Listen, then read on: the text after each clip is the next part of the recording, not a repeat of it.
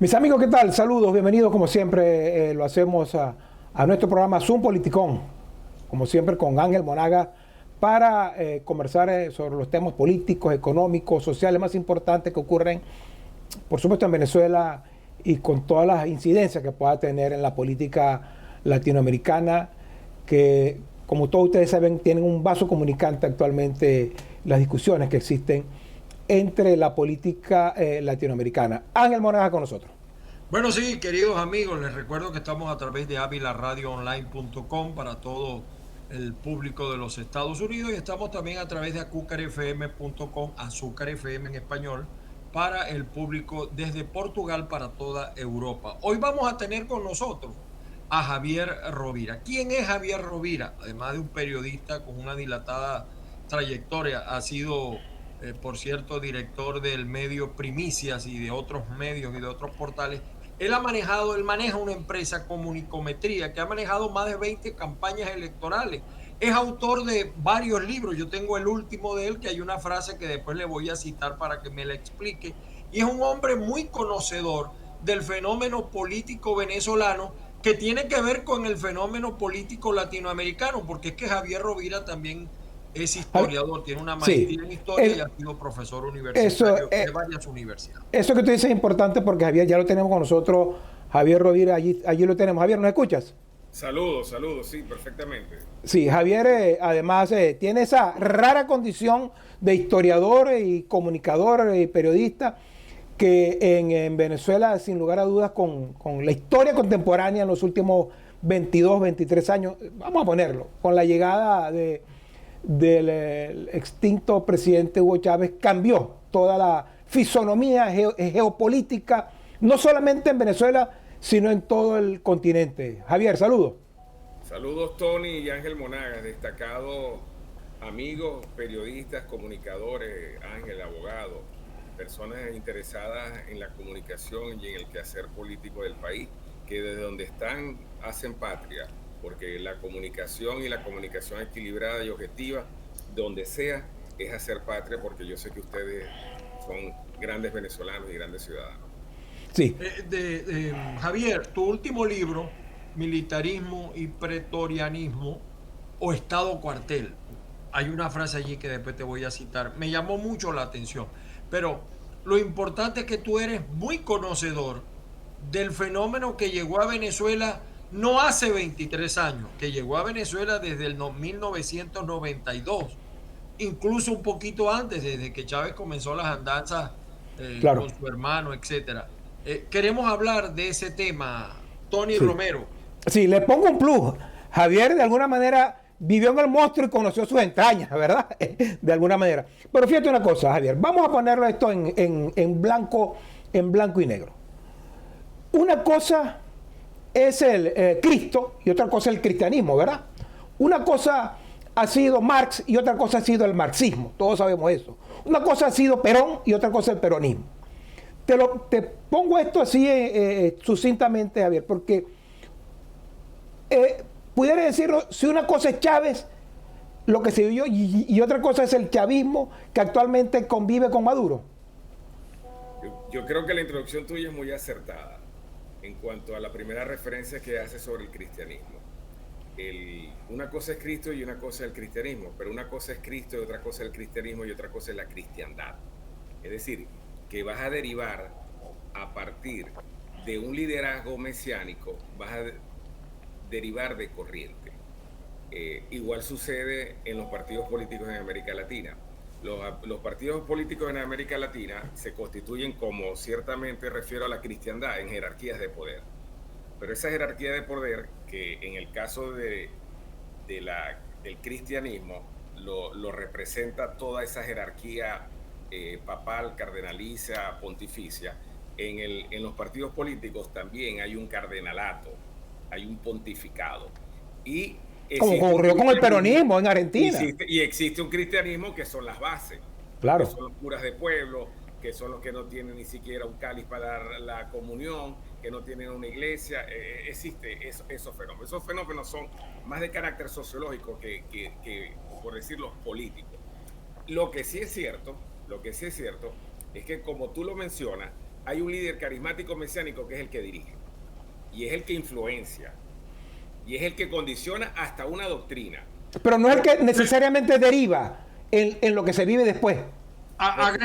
Por supuesto, Perón, Juan Vicente Perón, el peronismo, Hugo Chávez Frías, el chavismo. Pero pregunto, Javier, ahora que estamos hablando de lo que significa ser cristiano y otra cosa de lo que aportó o es Cristo, ¿se puede hablar del chavismo como una religión? Pregunto yo. No, en lo absoluto. Pero basado en lo que tú dices, no hay chavismo. Es decir, Chávez fue el chavismo, pero Chávez tenía un partido, MBR, PSV, etcétera. O sea, no entiendo un poco la figura, porque para muchos, por ejemplo, te lo pongo con Caldera. La gente decía, no, yo no soy copellano, yo soy calderista. Pudiera suceder lo mismo con el chavismo. No, yo no soy del PSV, yo soy chavista. ¿Hay allí una diferencia? Sí, yo creo que la similitud, primero, el líder carismático mesiánico, con características, el caso de Caldera, fundadores. Igual sucedió con Rómulo en Acción Democrática. Los fundadores, con un carisma muy importante, con elementos de la naturaleza del liderazgo muy importante, logran consolidar a través del hecho presidencialista, que es el hecho histórico venezolano. Nosotros somos países presidencialistas. Entonces, era muy fácil conectar con un líder con el carisma, un líder mesiánico, un líder con manejo del discurso, un líder con capacidad de razonamiento histórico, porque cuando Betancur empieza a atacar a Gómez, él tiene razonamiento histórico, pero él pasa a atacar de una vez a Medina y tiene razonamiento histórico. Y Caldera tiene razonamiento histórico cuando apoya a los comandantes el 4 de febrero en el Congreso Nacional y le quita el apoyo a Pérez. O sea, hay líderes con razonamiento histórico que le va a permitir la tribuna, y más el carisma que tiene, logran fomentar corriente. Ahora, pero el madurismo, eso es una corriente correlacionada con el chavismo. Porque tú sabes que ahorita se está discutiendo, para cerrarte. Una expresión semántica muy bien utilizada y muy bien canalizada por la oposición. Yo creo que uno de los... Pero a ver, el madurismo es el chavismo, es lo mismo. Sí, yo creo que el madurismo es una corriente. Yo creo que el madurismo... Pero Javier... Pero yo tengo mi diferencia, pues yo creo que el madurismo ha decantado en algo muy distinto a lo que se vio como el chavismo. Tony, yo no sé si nos referimos un poco a las palabras de Nitmer Evan cuando estuvo acá en este programa, que él decía que Maduro era hijo de sangre de Chávez. Entonces, según lo que tú dices, Javier, Maduro sí es hijo de sangre de Chávez. No hay allí una adopción, nada, sino que es hijo de sangre, según tú. Bueno, eso es una expresión que no le doy comprensión. O sea, hijo de sangre de Chávez, no le doy comprensión. O sea, la relación entre el líder Nicolás Maduro de la Liga Socialista con Chávez Frías es conocida, pública, y él se ha señalado, y el presidente Chávez señaló las veces que se conoció. Bueno, pero hay gente como Rafael Ramírez que dice que no es así. Hay gente hay chavistas que llaman de origen que dicen que no es así, Javier. Los ortodoxos, sí. No, yo tengo, por ejemplo, Carlos Herrera, el presidente de Primicias 24, vivió toda esa experiencia de la Liga Socialista con Nicolás Maduro y conocieron a Chávez en el mismo momento. Y Carlos es un testigo de excepción, por decir alguien que confía y que tiene buen criterio para decir las cosas. Lo demás son especulaciones que son trincheras que utilizan algunos líderes para... Pero líderes chavistas, líderes que estuvieron con el proceso. Por supuesto, que tú lo acabas de decir, ya no tienen esa trinchera y buscan otra trinchera. Pero es que yo no entiendo, algo, ¿no? Cuando Chávez fue a tomar la decisión, aquel diciembre donde dijo que lo iba a suceder Nicolás, previo a eso había dudas, y según las palabras, como dice Tony, de Ramírez y de otros, la decisión de Chávez llegó un poco adulterada o afectada, porque todo el mundo esperaba que en el que depositara la confianza Chávez, que ciertamente ilegalmente quedó Maduro porque le correspondía al presidente de la Asamblea Nacional, eso fue absolutamente desde el punto de vista jurídico ilegal, era Diosdado. Diosdado pasa a ser el número 2, yo creo que ahorita es el número 3, y queda Nicolás. Esa decisión de Chávez, ¿por qué pudo ser afectada? Porque yo no le veo el vaso, el cordón umbilical a esa decisión de Chávez, no lo encuentro, porque además Maduro tiene, yo no voy a decir que Maduro es bruto, lo he dicho varias veces aquí, me parece que es una persona inculta, pero nada bruta. Correcto. Pero Maduro evidentemente que no tenía las condiciones para encabezar un movimiento de liderazgo, etcétera, ¿no? Mucho más Cilia que el propio Nicolás. Yo en principio creo que Maduro es una hechura de Chávez y es el hombre formado por Chávez.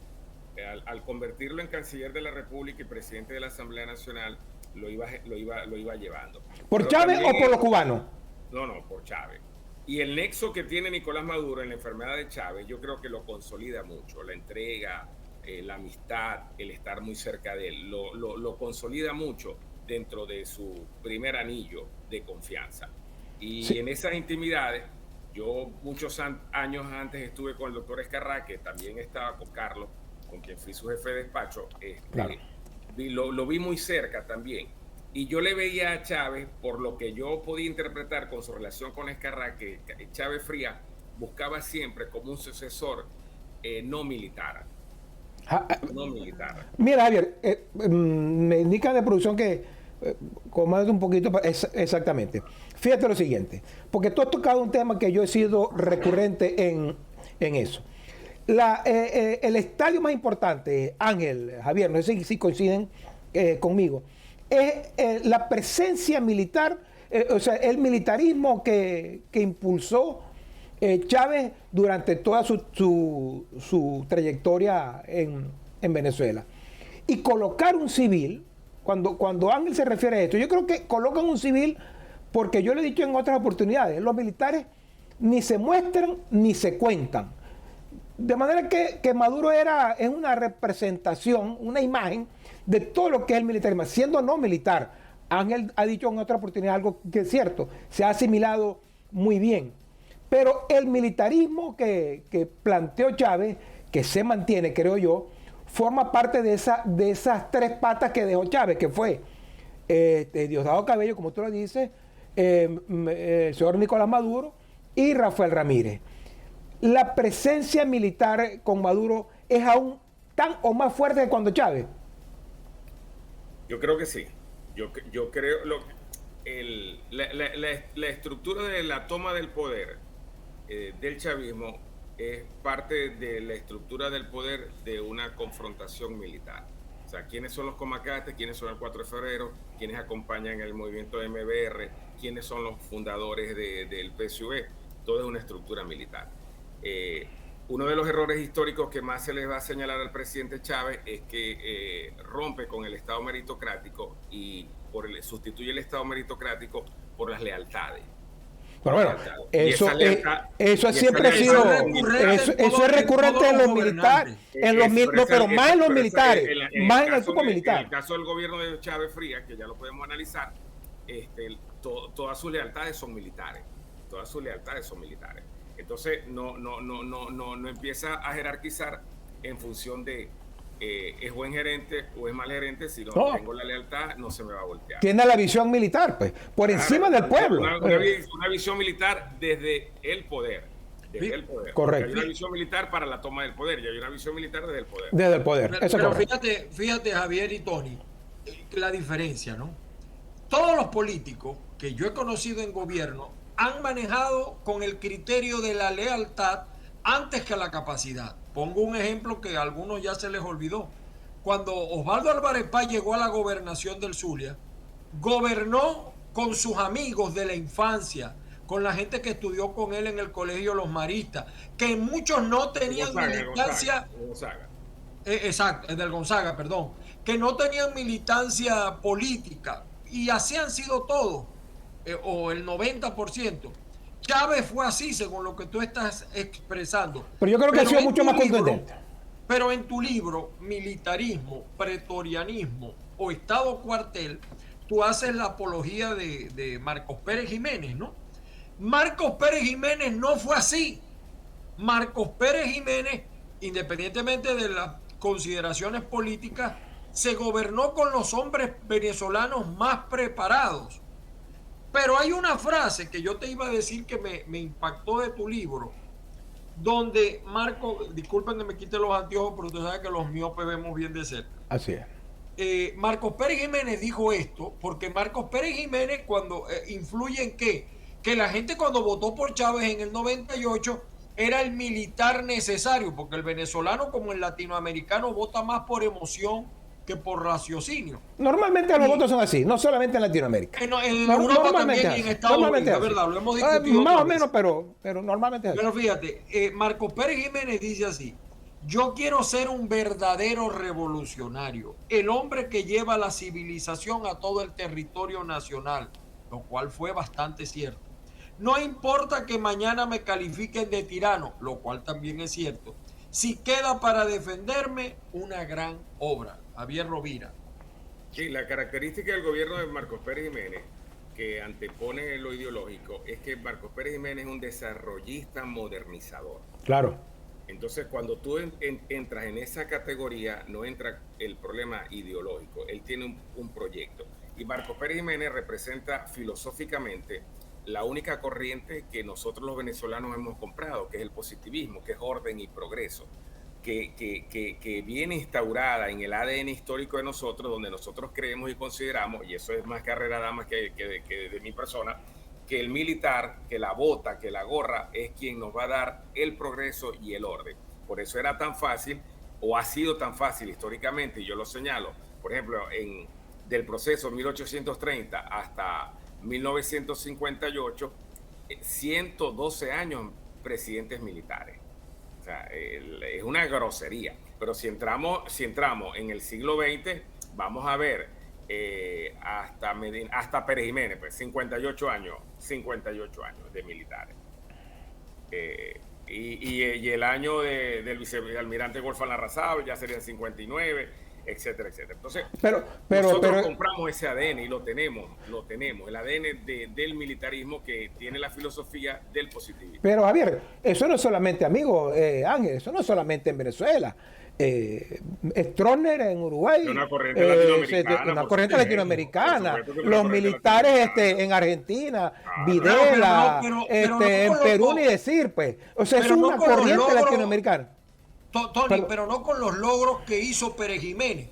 Es decir, en el libro de Javier lo explica muy bien. El Bolívar superó al dólar. Por eso lo tumbaron.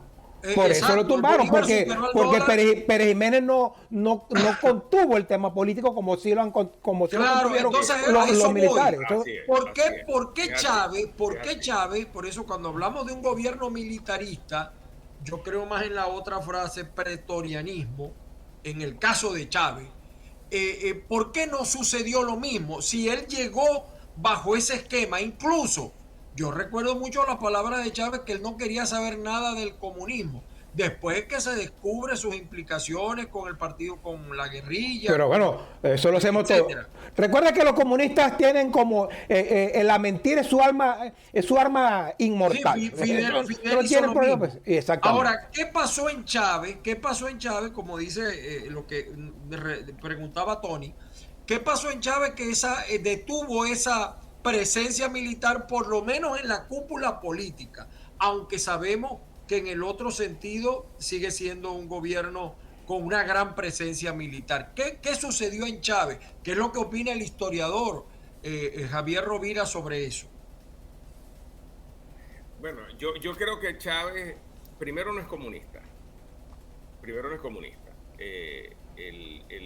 ¿Y Maduro? El madurismo. Tampoco, si no, pregúntale a los del Partido Comunista en Venezuela, que ya lo quieren exterminar. Hay que ser como muy pedagógico. Se compra muy fácil ese tipo de categorías históricas. Correcto. Comunismo, socialismo, marxismo, se compra muy fácil. El único país de América Latina que se sostiene bajo un sistema ideológico comunista es Cuba. Y te voy a dar solamente dos categorías para el análisis, para la discusión. La eliminación de la propiedad privada y la implosión del Estado burocrático. Un solo partido. En Cuba no un solo hay partido. propiedad privada. Eso es correcto. Y el Estado burocrático no Y existe. hay un solo partido, En que es el Partido caso de Comunista. Venezuela, Además, puesto en la En el Constitución. caso de Argentina, existe la propiedad privada, que es el fundamento del capitalismo. El fundamento del capitalismo es la propiedad privada, es el crédito, es la bancarización. Eso es el fundamento del capitalismo. En ningún país de América Latina, a excepción de Cuba, existe eso. Entonces, son categorías que lo político, nosotros, la corriente denominada chavista tuvo que aderezarse, comprar, pegarse al lado de una corriente ideológica, más en el elemento propagandístico simbólico, más porque el elemento propagandístico y simbólico bolivariano no lo sostenía.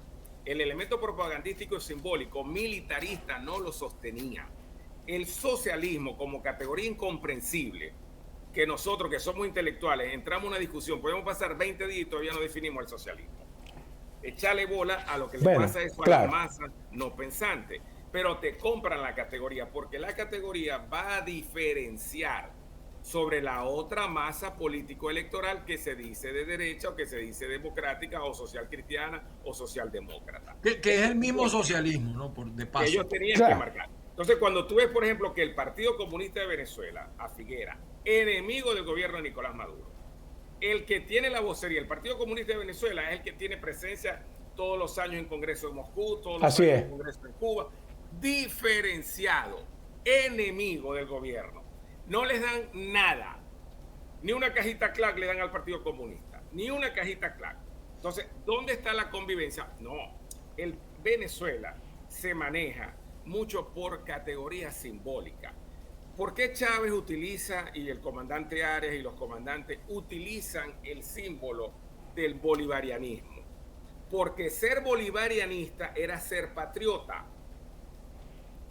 Si eres mirandista no eres patriota. Si eres paecista no eres patriota. Si eres monaguista no eres patriota. Tienes que ser bolivariano. Imagínate tú la abstracción. Porque nosotros en los colegios no estudiamos a monagas, a los monagas, no los estudiamos. No estudiamos a Páez, no estudiamos a Urdaneta, no estudiamos a Sucre, no estudiamos a Cedeño, estudiamos a Bolívar. Entonces Bolívar es un elemento simplemente simbólico identitario, porque cada plaza de este país, Guzmán Blanco se creó y Páez crearon toda una historia monumental para tener un hilo de permanencia en el poder, porque ellos heredan el poder. Es decir, cuando vos veis la historia, que Bolívar a Páez, que Páez a Monagas, que Monagas a Cedeño, que Cedeño a Juan Crisóstomo, que Juan Crisóstomo a Julián Castro, que Julián Castro a Guzmán, que Guzmán a Joaquín Crespo. Todos se pasaron el testigo sobre lo simbólico, no sobre lo político, sobre lo simbólico. Y Chávez lo entiende. Por eso es que ellos son bolivarianistas.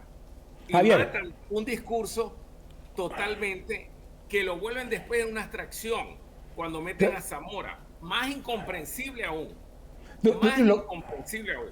A lo mejor en este momento es más incomprensible. Sí, Ángel, Javier, tú dices algo tan cierto que, a ver, es un manejo maniqueo lo del socialismo en el gobierno de Chávez para adelante.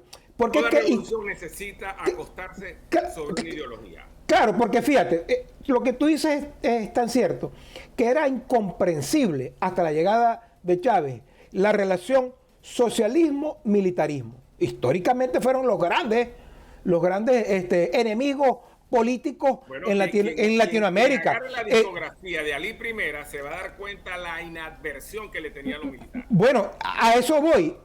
Te lo pongo pero es que me robaste la idea de la cabeza. Tú pones a un militar, tú pones a Arias Cárdenas a cantar una canción de Ali I y no se la sabe, hermano. Tú pones a Cabello a cantar una canción, se la aprenden ahorita y se saben las estrofas finales y eso. Y sí, pero no se saben, no se saben una canción de Ali I. De manera que es un manejo maniqueo. me parece a mí, es como tú dices, exactamente, apelan a una ideología solamente para mantenerse en el poder. Que la estrategia para la toma del poder es una cosa y estar en el poder es otra cosa. Claro. Vas a hacer comprensión de la política. Fíjate que tú tienes tanta razón, Rovira, que el chavismo y Maduro y sus compañeros de gobierno, de partido, llaman a la oposición venezolana capitalista. Y en Venezuela nunca ha gobernado el capitalismo. Claro, el Estado. Socialista. No, y además siempre ha sido el Estado el que maneja todo. Pero además de eso, voy a lo ideológico. AD es un partido doctrinariamente socialista, pertenece a la Internacional Socialista. Hasta un nuevo tiempo, pues. Claro. Un nuevo tiempo. Incluso el propio partido Primero Justicia no está claro. Pero es un manejo, es un maniqueo, como dicen ustedes. Yo lo llamo de otra manera. Hacia el capitalismo que no ha existido hasta ahora. La única que hemos observado con algunos elementos que no termino de entender es María Corina, que sí está hablando de las fuerzas liberales. Ahora, no es el tema. Volvemos a Maduro. Si hacemos una retrospectiva de lo que tú conoces muy bien, Javier, y también Tony, Maduro se ha acercado en alguna forma al tema chino o al fenómeno chino.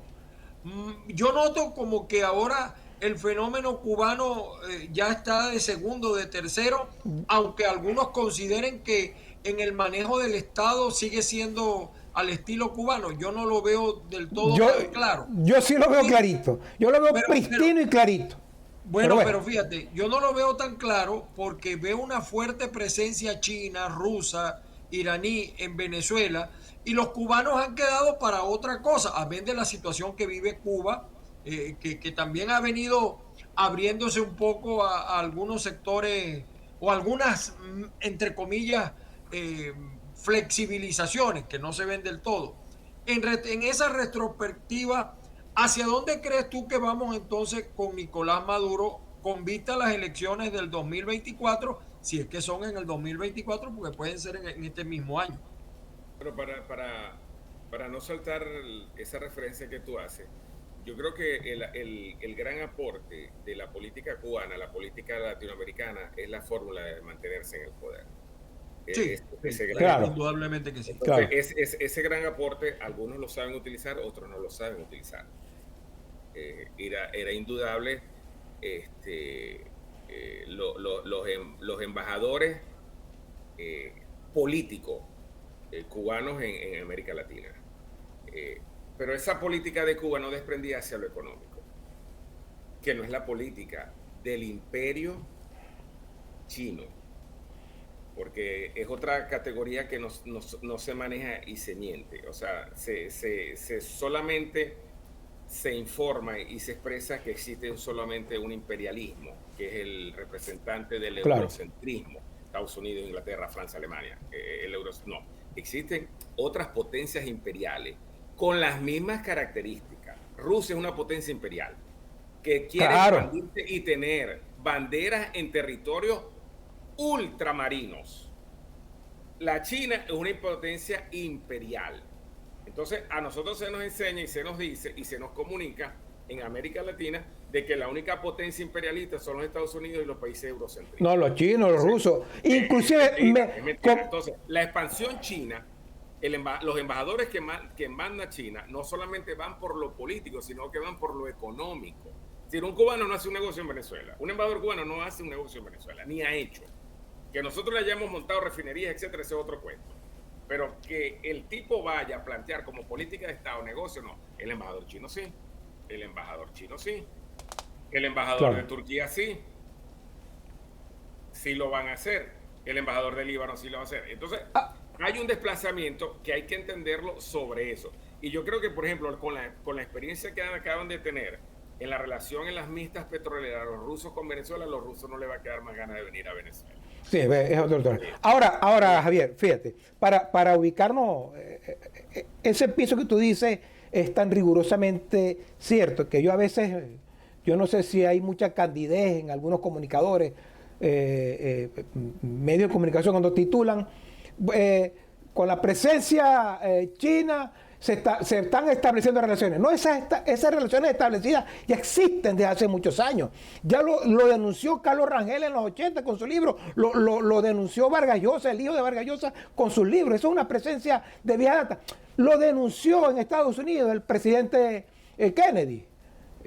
La presencia importante de Estados Unidos en los 60 aquí era porque ya veían en los 60 la llegada del comunismo, de esa visión, de esa otra visión. Que se ha renovado, Pero siempre existió, no es nueva. Siempre existió. Se ha renovado en está un bien, capitalismo de Estado. está bien, pero yo lo veo. Pero a lo mejor lo que pero siempre existió, Javier. Claro, siempre existió, eso no es nuevo, no es novicio. Y entonces cuando lo dicen como que siempre ha habido.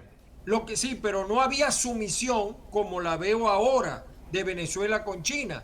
Primero los venezolanos no había sumisión, no había sumisión, pero sí había la misión. Sí, desde los 80, sí, desde los 70. Pero acuérdate que ahí hay un eslabón libre que es Taiwán.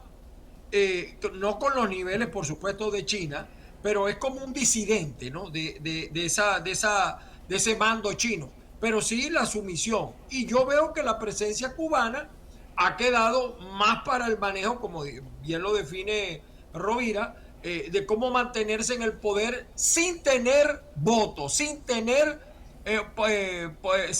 elementos a su favor, que también en parte ha sido la grandeza, entre comillas, de los chavistas en Venezuela. Son los menos queridos, sin embargo ganan elecciones de una o de otra manera. Sí, y volviendo al tema de la visión imperial del poder, China tiene una misión y la sabe cumplir.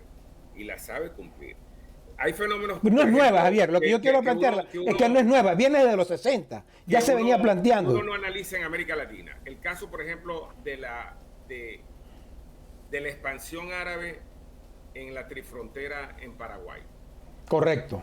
Eso es importante. 98% de los comercios en Paraguay, en la triple frontera, que maneja todo el comercio del norte de Argentina y del sur de Brasil, es de árabe. Es más, creo que es la segunda lengua después del castellano. Es una margarita, pues. Margarita es el niño de pecho, a lo que hay allá. Bueno, imagínate, ¿cómo será eso? Bueno, porque es un bastión de... No llamemos comunidad geográfica lo árabe, pero sí como unidad comercial. Claro. Y eso está pasando en el sur de Venezuela también. Y cuando tú ves la penetración, porque crecimientos exponenciales de grupos económicos árabes vienen tutelados. O sea, aquí en Venezuela, por ejemplo, existe el Banco Iraní. Está en la avenida Francisco Miranda. El Banco Iraní, hay una presencia. Claro. Muy calladito, pero... No, y la presencia china. Están haciendo su trabajo. Y la presencia china, hemos visto las fotos de las construcciones. Tenemos que aportar eso, o sea, no, ya va, hay el imperialismo americano que está haciendo su presencia, porque es una visión del poder. Ellos tienen su misión, pero el imperialismo ruso tiene su misión y el chino también tiene su misión. Claro. Y ahora, para concluir nuestro primer programa con Rovira, hay muchos temas que se nos van a quedar, pero en aras del tiempo. Maduro, yo preguntaría de último, falta Tony. Sí. ¿El legado de Chávez continúa con Maduro o hay ahora un legado que quiere olvidar de Maduro o una situación de Maduro que quiere olvidar el legado de Chávez, que es lo que viene denunciando el señor Rafael Ramírez? No, yo creo que primero muy inapropiado lo de Rafael Ramírez, en el sentido de que cuando le meten 5 autos de detención y 40 juicios que denuncian. Estoy de acuerdo contigo. Esa es una debilidad que no, estoy de acuerdo, que pierden la autoridad. Arrecho es el que esté en cargo y denuncie. Correcto. Aunque sea cierto, decirlo a destiempo no es lo más adecuado. Claro. Además de la forma que lo dice. Claro. Además de la forma el sentido de la oportunidad. Un tipo que yo lo descalifico para ese tipo de cosas. Ahora, entendiendo el líder carismático mesiánico Hugo Chávez Frías, haciendo una comparación, hay líderes que no logran crear corrientes porque no tienen los sustitutos. En el caso de Pérez, Carlos Andrés no logra crear, claro, no logra crear un Carlos Andresismo. Figuras satelitales como Fermín, como Ledesma, satelitales, sin corriente, que no es el caso de Caldera, Es más, Caldera es tan inteligente políticamente que no solamente que construye el COPEI, sino que construye después el chiripero. Que se tuvo que salir. Correcto, continuó desde afuera. Y desmonta a los hijos. Desmonta a Vivas Terán, desmonta a Osvaldo Álvarez, desmonta al Tigre Fernández. O sea, él es el dueño del poder, esa figura. Chávez construye un partido político, Partido Socialista Unido de Venezuela, que se iba a llamar Partido Socialista Único de Venezuela. Ese partido lo construye Chávez. Y ahí se me va mucho a una referencia histórica, que nosotros utilizamos ahí la historia errada, la historia contemplativa, la historia simbólica, la historia heroica nos enseña que nosotros somos los hijos de Bolívar. Nosotros no somos los hijos de Bolívar. Los hijos de Bolívar es el ejército. Esos son los hijos de Bolívar. Primero porque Bolívar no pare. Entonces no tiene sucesión. Bueno, pero era una metáfora. Era una metáfora. Los hijos de Bolívar es el ejército. Entonces él deja al ejército, él deja a su milicia encargada del poder. Y esa es la representación histórica de por qué durante tantos años mandaron los militares. Estoy de acuerdo. Son sus hijos herederos. En el caso del PSUV, yo me recuerdo en una actividad del presidente Hugo Chávez, dice públicamente, creo que fue en el Poliedro, que en el chavismo hay que crear corriente, que en el PSUV hay que crear corriente. Y dice, Aristóbulo, vale, debe haber una corriente tuya, esto tiene que ser alternativo, Escarrá, eso no. Corriente, Nicolás. A lo que emergió eso, a la semana se acabaron las corrientes. Claro. A la semana se acabaron las corrientes. Sí, estoy tan de acuerdo. Se acabaron las corrientes. Estoy totalmente de acuerdo. Ya nos tenemos que despedir, Javier. Pero fíjate lo siguiente. Yo creo que fuimos a un acto en el estado Cogede. Por cierto, Tony Bosa me acompañó en esa oportunidad. Gabriel Estado, un grupo de gente. Henry Ramírez. Fuimos al acto. Correcto. Ahora es del nuevo tiempo. Está bien. Al acto de Escarrá. Javier. El acto se hizo ya el otro día. Javier, ¿por qué es que cuando Chávez hablaba de política, era como cuando cuando el lobo le hablaba a Caperucita, hermano? Yo no le quería absolutamente nada. ¿Ok? Porque ese era el estilo. Pues. Chávez hablaba de política y era el lobo hablándole a Caperucita. Ahora, eso persiste, para cerrar. El militarismo persiste en Maduro a través del tiempo y quienes van a seguir gobernando son los militares con el rostro de Maduro. Bueno, es una pregunta que hay que dedicarle 14 horas para empezar a entender. Pero bueno, yo creo que ejerce el periodismo sucintamente. El líder designado y el líder probado por Hugo Chávez Frías y Nicolás Maduro. Es el líder probado. ¿Y Vladimir Padrino? No. Pero es que esos gobiernan. Hay rumores. Esos rumores, esos son cosas de pasillo. Yo pero creo que así decían con Chávez y pasó. Pero no, hermano, es que lo que hace falta, Javier, Ángel, no les hace falta ser presidente. Ellos necesitan a alguien allí, pues. ¿O tú crees que Padrino López no es el presidente del país cuando quiere? El presidente del país es el que tiene las armas. El consumidor venezolano, consciente o no consciente, electoral o no electoral, consume el populismo.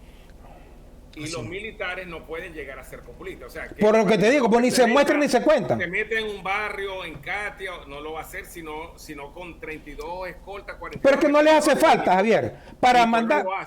Pero porque a Padrino López no les hace falta. A él no le hace falta ser presidente. Le hace falta el poder, y quien tiene el poder son los militares, no Maduro. No solamente en Venezuela, en cualquier país el poder lo tienen los militares.